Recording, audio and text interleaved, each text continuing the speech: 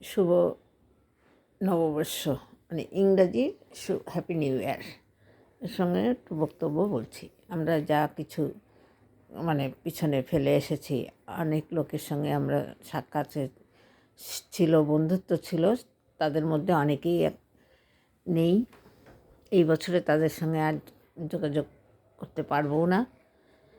তাই বলছি যে আমাদের এই নতুন বছরে যেন সবাই ভালোভাবে চলি, ভালোভাবে থাকবো। নতুন প্রজন্মকে বলি, তোমাদেরও অনেক কিছু শেখার আছে, শিখে যাও, আবার এগিয়ে যাও। এই বছর যাবে, আর এক বছর নতুন বছর আসবে, সব কিছুতেই এগিয়ে যাও।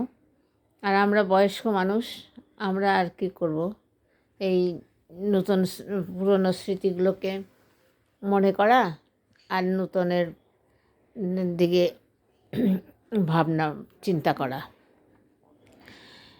তবে এই প্রজন্মের অনেক কিছু শেখার আছে, তারা যেন শিখে যায়। যেমন এখন শুনছি মোবাইল অ্যাডিক্টেড সব, তাও মোবাইলটাও ওদের প্রয়োজনও আছে, প্রয়োজনের তাগিদেও ওরা মোবাইল ঘাটে।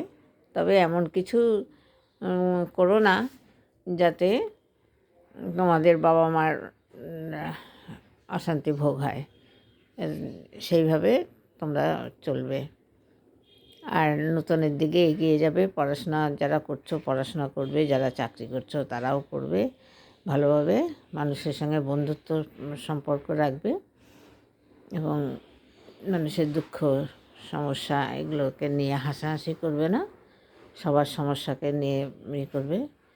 আর বেশি মানে যেসব সাহিত্যিক এবং